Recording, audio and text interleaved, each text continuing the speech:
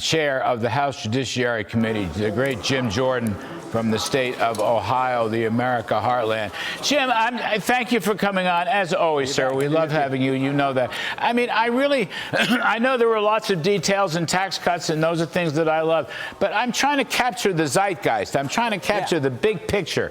What this guy's saying. I mean, you know what?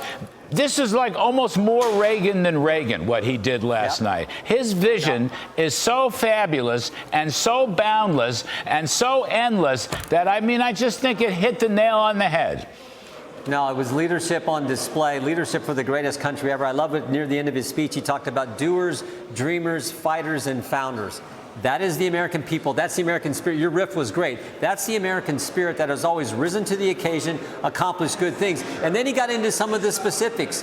One of the ways you do that is let families and entrepreneurs and small business owners keep more of their money. You cut their taxes, and that helps the economy grow. You do common sense energy policy, common sense regulatory policy, common sense secure the border, all those just basic things. And when you couple the intensity and the pace we have seen in 6 weeks of this administration with that vision that you talked about that President Trump laid out for all those Americans who do things, dream things, fight for things, found things, it was a special moment. And again, what a contrast between, I mean, you hate to do this in some ways, but he was so good, and you compare it to Joe Biden, who was so bad at these things. Special night for the president, special night for the country. You know, Jim, it's so interesting. You and I have been around a long while. Okay. It's like with Trump and America, he's saying no is not part of my vocabulary. It's always yes. Yes, we can. Yes, we can. Yes, we will. Yes, we will do it even better. Yes, we know no boundaries. And I just want to harp on this for 1 second. I know you secretly want to be the chairman of the Council of Economic Advisors, and we're going to get to supply side economics in just that. And you'd make a darn good one, by the way, in a moment. You would, not me. You would. No, I don't know about that. But I'm just saying, this was what I call it, the Trump zeitgeist, this Trump culture, the spiritual wave that he has engendered, you know. And I think, I know it was a long speech, but I got a lot of friends of mine and family members who said, you know what, they had no problem watching the entire speech. They enjoyed the upbeat, positive nature of it so much. You don't get that anymore. Nobody's upbeat. Nobody's positive anymore. They're all cranky, insulting, obnoxious zombies. Here's Trump with breaking new ground. Exactly right. It wasn't a long speech. It was a great speech, and we could have watched it. We could have listened a lot longer. But the thing I like, and maybe I think we're describing the same thing in slightly different ways. The thing I love about President Trump is he hates to lose. He thinks like an athlete.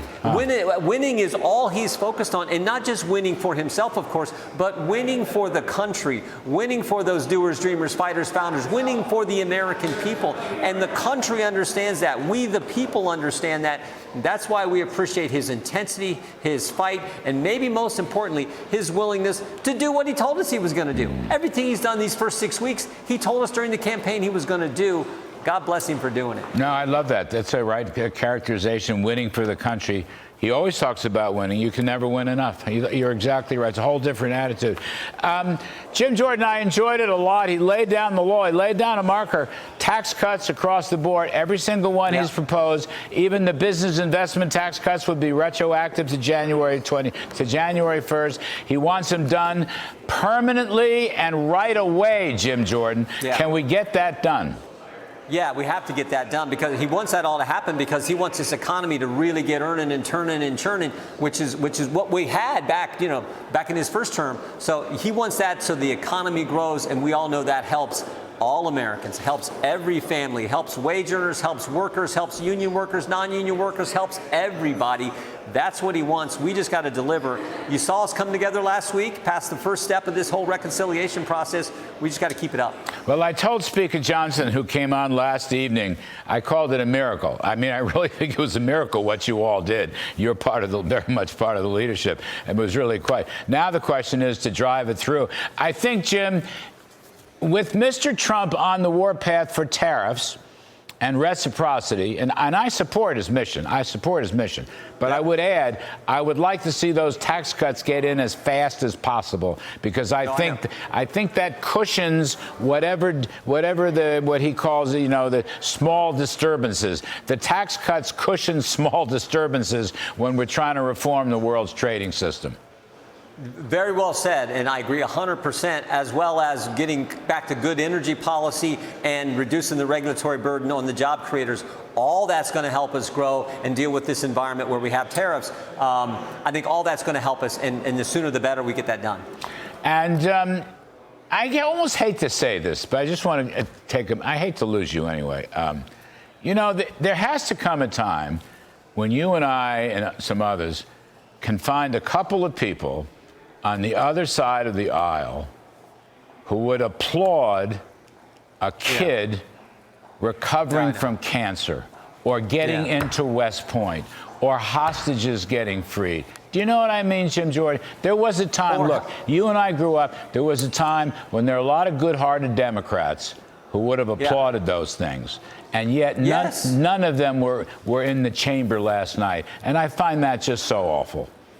Or how about Mrs. Comparatori and her daughters, where her husband and their father gave his life in Butler, Pennsylvania, to protect them, gave his life, and President Trump is everyone in that place should have been standing up applauding that family, as well as the young man who was made an honorary member of the Secret Service, as well as the young man who heard from the commander-in-chief that he's getting to go to the West Point, for goodness sake. I didn't get it either. I've been to 18 of these, and I always stand up when the president walks in, regardless of party. And there are always moments where you need to stand up and appreciate the guests who were there as guests of the president. So it was unfortunate, but look, we're just going to keep on moving and doing what we told the voters we were going to do. That's our job. Well, you're exactly right. And the key point here is not the Democratic failures. They'll have to sort that out amongst themselves. The key point is Trump's phenomenal vision for America. It's really modernized city on the hill to the 15th power or something like that. We've heard it all. Well said. Yeah, Jim Jordan, you're wonderful. Thank you, sir.